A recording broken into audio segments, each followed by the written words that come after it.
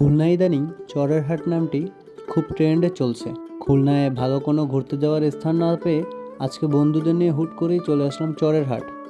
একটি প্রাকৃতিক সৌন্দর্যে ঘেরা মনোরম পরিবেশ চরের হাটে। সবুজের সমারোহ আর প্রাকৃতিক শান্ত স্নিগ্ধতা মনকে শান্তি এনে দেয়।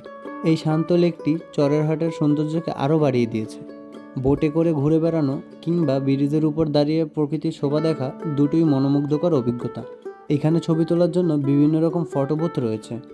নৌকা যখন ধীরে ধীরে নদীর বুক চিরে এগিয়ে চলে মনে হয় সময় যেন থেমে গেছে। এটাই চরের হাট ঘাটের আসল সৌন্দর্য। নদীর সৌন্দর্য উপভোগ করার জন্য এখানে বিভিন্ন রকম বসার জায়গা রয়েছে। আপন মনে দোলনায় গা ভাসিয়ে দেওয়ার অনুভূতি সত্যিই অসাধারণ। এই রূপসা নদীর ৩ মোহনার পাড়ে রয়েছে একটি উঁচু টং করা ভিউ পয়েন্ট। এখানে দাঁড়িয়ে চোখ মেলে তাকালেই দেখা যায় নদীর অসীম সৌন্দর্য, শান্ত পানি, বয়ে চলা নৌকা আর দূরে সবুজ মাঠ। এইখানে বিভিন্ন রকমের ফুড কোর্ট ও চায়ের দোকান রয়েছে, যেখানে মানুষ নদীর সৌন্দর্য উপভোগ করতে করতেই নিজের পছন্দের খাবারগুলো খেতে পারে। রূপসা, শিবসা ও ভৈরব নদীর মিলনস্থল এই ৩ মোহনার বুকে। জলের রং বদলায় এখানে, জোয়ারের সময় ঢেউ ওঠে আর ভাটায় দেখা যায় মাটির বুক। নীল আকাশের বিশাল চাদরে যেন প্রকৃতি নিজেই লিখেছে শান্তির উপাখ্যান।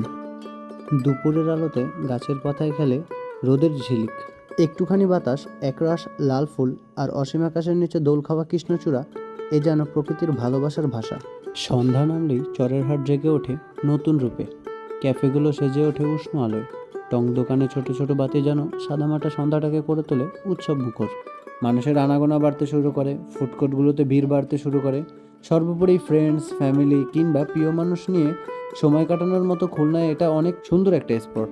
সম্পূর্ণ পার্কটি নিরাপত্তা দেয় নৌবাহিনীরা, তাই নিরাপত্তাজনিত কোনো কারণ নিয়ে কোনো সমস্যায় পড়তে হবে না।